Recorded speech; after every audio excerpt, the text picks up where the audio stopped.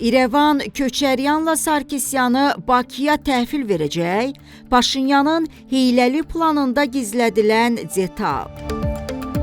2020-ci ildəki 2-ci Qarabağ müharibəsi və 2023-cü ildəki bir günlük antiterror əməliyyatından sonra Cənubi Qafqazda tamamilə yeni reallıq yaranıb. Rəsmi Bakının müəllifi olduğu bu oyun qaydaları bölgədə sülh, sabitliyin təmin olunmasına şərait yaradır. Azərbaycan bunun üçün öhdəsinə düşəni eləyir. Qalib tərəf olmasına baxmayaraq, Bakının sülh təşəbbüsü ilə çıxış eləməsi onun humanistliyinin ən bariz nümunəsidir. Ermənistansa vaxtı ilə ATƏT-in keçmiş Minsk qrupunun elədiyini eləyir. Vaxtı uzadır. Rəsmi İrəvanın sözü ilə əməli üst-üstə düşmür. Azərbaycan Xarici İşlər Nazirliyinin martın 13-də yaydığı bəyanatda bildirilib ki, Ermənistanla sülh sazişi üzrə danışıqlar bitib. Bununla yanaşı danışıq aparılmış mətnin imzalanması üçün əsas şərtin Azərbaycanın suverenliyi və ərazi bütövlüyünə qarşı iddiaların aradan qaldırılması məqsədi ilə Ermənistanın konstitusiyasına dəyişiklik edilməsi olduğu barədə Azərbaycanın uzun müddətli və prinsipial mövqeyini bir daha diqqətə çatdırırıq. Eyni zamanda ATƏT-in köhnəlmiş və qeyri-funksional Minsk qrupunun və aidiyyəti strukturların rəsmi şəkildə ləğv olunmasının zəruriliyini vurğuluyuruq.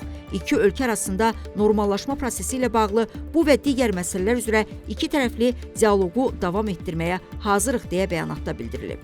Ermənistan Xarici İşlər Nazirliyi də bu məlumatı təsdiqləyib. Bildirib ki, İrəvan Azərbaycanla sülh sazişinin imzalanma vaxtını və yerini müzakirə eləməyə hazırdır. Bunun ardınca Ermənistanın baş naziri Nikol Paşinyan danışıqların yekunlaşmasını mühüm hadisə kimi qiymətləndirib. Əslində bu tipik erməni riyakarlığıdır. Məsələ burasındadır ki, danışıqların başa çatması qarşılıqlı etimad mühitinin gücləndirilməsi baxımından özü-özlüyündə müsbət haldır. Bu, sülhə doğru daha bir addımdır. Amma Ermənistanın hazırki ritorikasının arxasındakı niyyət gün kimi aydındır. İrəvan bununla iki məqsədə nail olmaq istəyir. Birincisi, özünü beynəlxalq ictimaiyyətə sülhpərvər kimi göstərir və sülh sazişinin imzalanmamasında Azərbaycanı ittiham etməyə çalışır. İkincisi isə Bakının haqlı, məntiqli tələblərini gündəmdən salmağa çalışır. Halbuki Azərbaycana sadəcə kağız parçası yox, davamlı sülh lazımdır. Bunun üçün isə tələblər yerinə yetirilməlidir. Həmin şərtlərin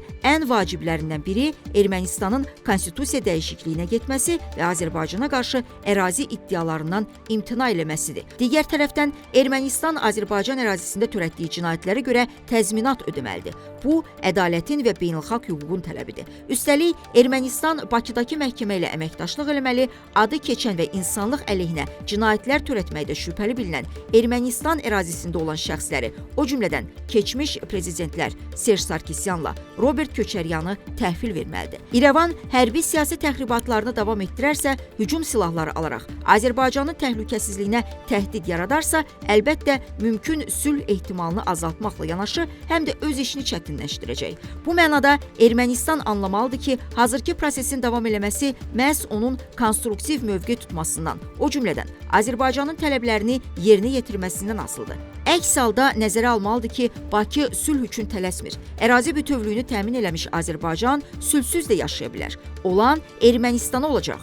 Onsuz da Qərblə Rusiya arasında siyasi poligona çevrilən Ermənistan birazdan Ukraynanın taleyini də yaşaya bilər.